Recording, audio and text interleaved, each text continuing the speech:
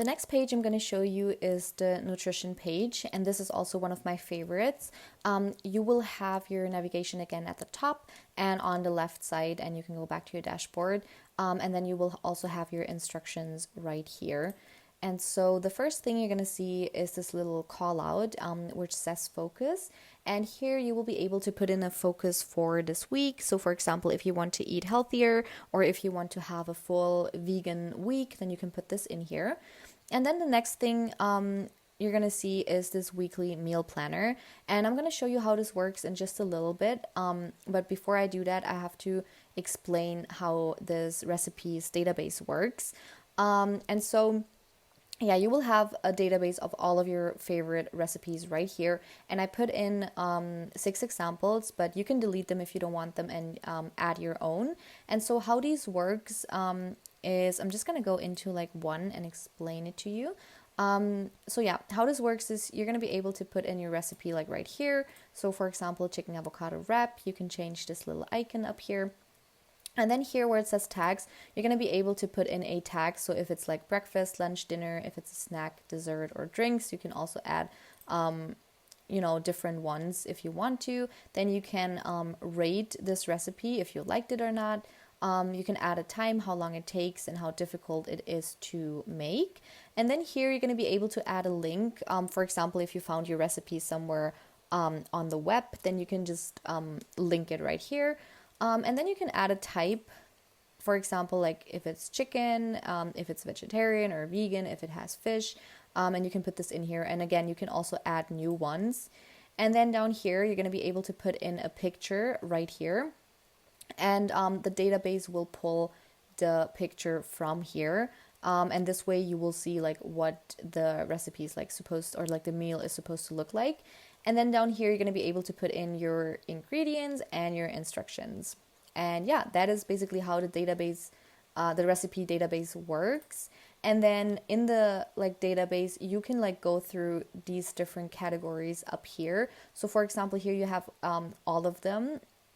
And then here you will have also all of them, but as a list view, just to give you like an easier overview of your different recipes. And then you can also like sort them by type, if you want to have chicken, fish, or like vegetarian, for example. And then these here, you can go through them. For example, if you're looking for like, oh, what am I going to make for breakfast today? Then you don't have to like go through all of your recipes. You can just go straight to breakfast and it will only show you all of your like breakfast recipes. And then the same with like lunch, dinner. And there's 3 more, the snacks, dessert, and drinks. And yeah, this is how this like database works. And again, if you want to change anything to this template, then you can go to the little arrow up here and then press the 3 little dots and edit. And this is what the template looks like. So you can like delete some of them if you don't want them, or you can add new ones if you want to add something. And then again, here you can put in your image and then ingredients and instructions. And yeah, that's basically how this database works. And then you can delete the examples I put in, or you can leave them and then just add your own. And then once you've done that, you're going to be able to use those recipes and put them in the weekly meal planner. And then just on the right side, you have a little like grocery list right here. And this is pretty like self-explanatory. It's just like in categories, and then you can just like press on add new, and it will add a new like check, this little like check mark thing. And yeah, you can just check this off once you like bought whatever you need from the store. But yeah, once you've put in all your favorite recipes in your recipes database, then you're going to be able to plan out your meals. And so how this works is you have Monday to Sunday right here, and then you can add a date right here. Like let's say, for example, yesterday was Monday, so I'm just going to put in a date. Today's the 8th.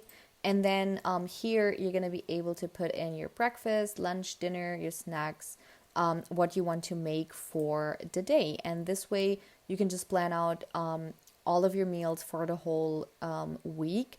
And so once you've put in your recipes down here, so this recipes database and this weekly meal planner database, they are linked. So once you put in a recipe down here, it will show up when you click on those things right here. And here we have like all of the 6 different examples I put in.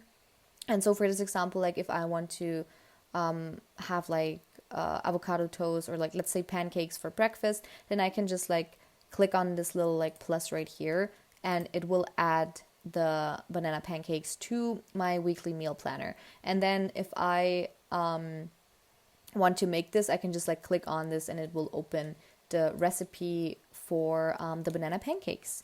And yeah, this way you can plan out your whole week of meals. And then after the week is over, you can either like, if you really loved this week, you can like just drag and drop this whole database into the meal planner archive. So if you really like the week and you want to archive it and like, you know, do the same meals again in like a couple of weeks from now, then you can like do this. Or you can also just delete it and then press this little button up here for a completely new weekly meal planner. Or you can also just like go and like take this out, like all of your recipes, and then just like go and change the date to like the next week, for example. So yeah, those are different things you can do with this meal planner once you're done. And yeah, that is basically it for the nutrition page.